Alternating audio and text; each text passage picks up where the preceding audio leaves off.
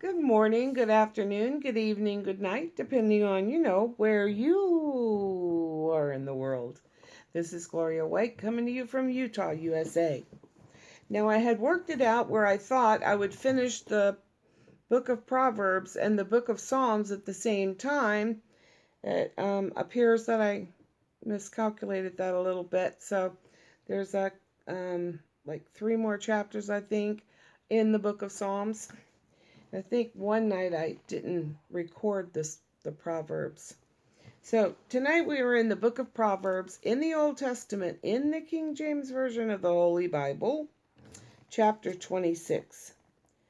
As snow in summer and as rain in harvest, so honor is not seemly for a fool. And seemly means fitting for a fool. As the bird by wandering, as the swallow by flying, so the curse causeth shall not come. Causeless. Let's try that verse again. Verse 2.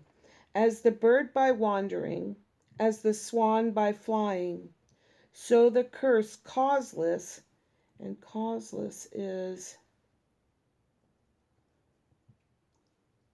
without cause, shall not come or alight. Verse 3. A whip for the horse, a bridle for the ass, and a rod for the fool's back. Verse 4. Answer not a fool according to his folly, lest thou also be like unto him. Verse 5. Answer a fool according to his folly, lest he be wise in his own conceit. Verse 6. He that sendeth a message by the hand of a fool cutteth off the feet and drinketh damage. And that means, damage means violence. Verse 7. The legs of the lame are not equal, so is a parable in the mouth of fools. Verse 8. As he bindeth a stone in a sling, so is he that giveth honor to a fool. Verse 9. As a thorn goeth up into the hand of a drunkard, so is a parable in the mouth of fools. Verse 10. The great God that formed all things both rewardeth the fool and rewardeth transgressors. When Jesus comes, his reward is with him. We want the good one. Verse 11. As a dog returneth to his vomit, so a fool returneth to his folly. Verse 12. Seest thou a man wise in his own conceit? And conceit is eyes, in his own eyes. There is more hope of a fool than of him. Seest thou a man wise in his own conceit or eyes? There is more hope of a fool than of him. Verse 13. The slothful man saith, there is a lion in the way, a lion is in the streets. Verse 14. As the door turneth upon his... I gotta move the book. I can't quite see what I'm trying to read here. Verse 14.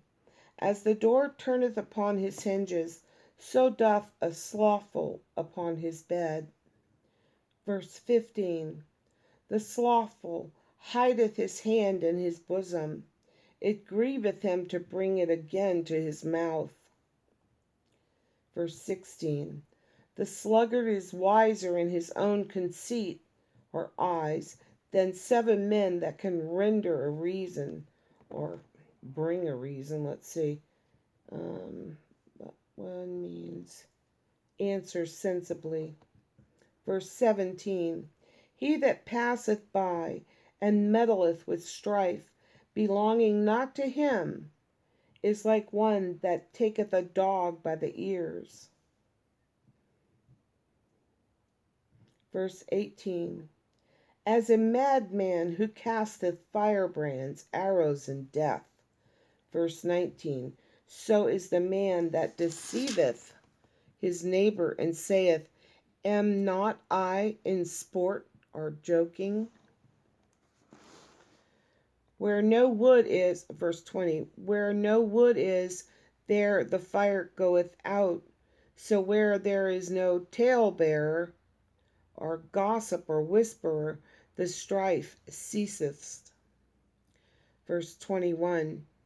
As coals or charcoal are to burning coals, and wood to fire, so is a contentious man to kindle strife. Verse 22. The words of a talebearer are as wounds, and they go down into the innermost parts of the belly. Verse 23. Burning lips, or fervent lips, and a wicked heart are like a potsherd or earthenware covered with silver dross. Verse 24. He that hateth dissembleth with his lips, and layeth up deceit within him. 25. When he speaketh fair, believe him not, for there are 7 abominations in his heart. Verse 26. Whose hatred is covered by deceit, his wickedness shall be shewed before the whole congregation. 27. Whoso diggeth a pit shall fall therein, and he that rolleth a stone, it will roll upon him, or roll back on him. Verse 28, and the final verse in chapter 26. A lying tongue hateth those that are afflicted by it, or crushed by it, and a flattering mouth worketh ruin. And as always, I love you.